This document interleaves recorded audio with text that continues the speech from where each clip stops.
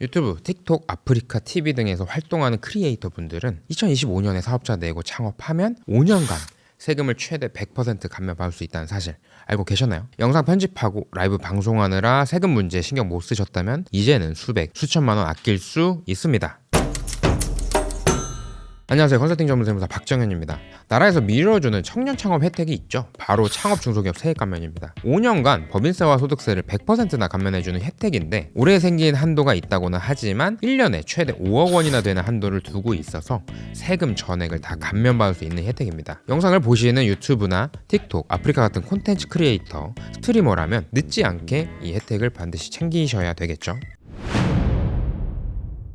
결론부터 말씀드리면 감면 대상입니다. 크리에이터는 정보통신업의 일종으로 창업 중소기업 세액 감면 대상인 업종에 해당하죠. 대부분의 크리에이터들의 수익 구조를 보면 유튜브 조회수, 광고 수익이나 슈퍼챗, 별풍선 같은 플랫폼 후원, 그리고 PPL과 협찬 수익이 있죠. PPL이나 협찬을 제외한 수익에 대해서는 감면 적용 대상 소득이 되는데요. 하지만 가장 중요한 것은 어떻게 사업자 등록을 하느냐입니다. 사업자 등록을 할 때 업종 코드를 어떤 것으로 설정해서 사업자를 내느냐에 따라 감면을 받기 힘들기도 하니 굉장히 중요한 부분이죠.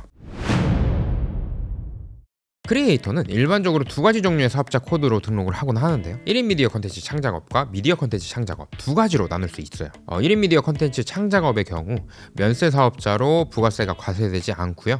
미디어 컨텐츠 창작업의 경우에는 과세 사업자로 부가세가 과세되는 사업자입니다. 단순히 1인이냐 아니냐에 따라 달라진다니 참 이상하죠. 인적 물적 설비가 없이 혼자서 운영하는 경우에는 이러한 1인 미디어 컨텐츠 창작업으로 분류되게 되는데 이러한 경우에는 창업 중소기업 세액 감면 적용받지 못할 수도 있습니다.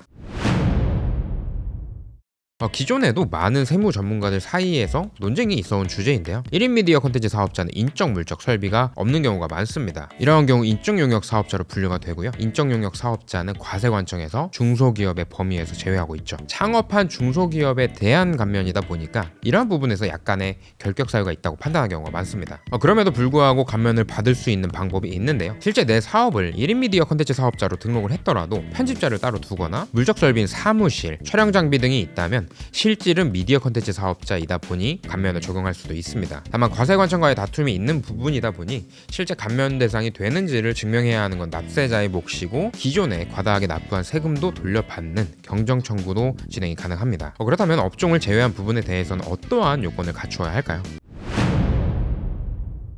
최초 창업인지가 중요한데요. 기존의 동종 업종을 운영했던 경험이 있다면 창업으로 인정하지 않아서 감면을 받지 못하게 됩니다. 그렇다면 이런 질문을 하는 분들이 계시죠. 저는 똑같은 업종으로 한번 창업을 했었는데 감면 대상이 아닌가요? 만약 영업활동이 없었다면 다시 창업을 해도 최초 창업으로 인정받을 수도 있습니다. 창업을 하고 나서 영업활동이 있는 경우에는 재창업에 대해 인정을 하고 있지 않지만 매출이 없는 등의 경우에는 창업 후 사업활동이 없는 것으로 봐서 동종 업종으로 재창업해도 최초 창업으로 인정받을 수 있어요.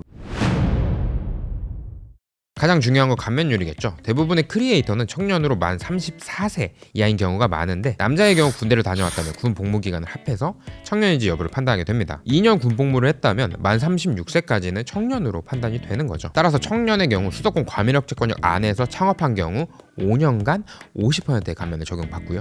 과밀학제권역 밖에서 창업한 경우 5년간 100%의 감면을 적용받게 됩니다. 이 5년은 소득이 발생한 때부터 카운트를 하다 보니까 창업하고 2년간 손해를 봤다면 이익이 난 때부터 5년을 계산하게 됩니다. 수도권 과밀학제권역 안에서는 50%의 감면, 과밀학제권역 밖에서는 100%의 감면을 적용받는다고 말씀드렸는데 26년도 이후 창업하는 사업자부터는 수도권에 해당하더라도 과밀학제권역이 아닌 지역인 남양주나 용인, 인천, 송도에서는 최대 75%밖에 감면을 적용받지 못하도록 개정이 되었습니다. 만약 창업하실 계획이 있다면 반드시 올해 창업하셔야 최대 100%의 감면을 전부 적용받을 수 있다 보니까 수도권에서 창업하시려는 분들은 올해 사업자 등록을 하셔야겠죠. 오늘은 유튜버, 틱토커, 스트리머들이 가장 궁금해하는 혜택에 대해 알아보았는데 업종 코드 선택부터 감면 신청까지 복잡하고 헷갈리는 부분이 많습니다. 반드시 창업 전 또는 늦어도 세금 신고 전에 세무 전문가와 상담을 해서 가능성을 높이고 실수를 줄이시길 바라면서 영상 마치도록 하겠습니다. 댓글에 적어드린 블로그를 참고하시면 세금에 대해서 자세히 알 수 있고요. 또 더 좋은 내용이 많이 있으니 절세에 많은 도움이 되리라 생각합니다. 오늘 영상이 도움이 되셨다면 좋아요와 구독, 알림 설정까지 부탁드리겠습니다. 감사합니다.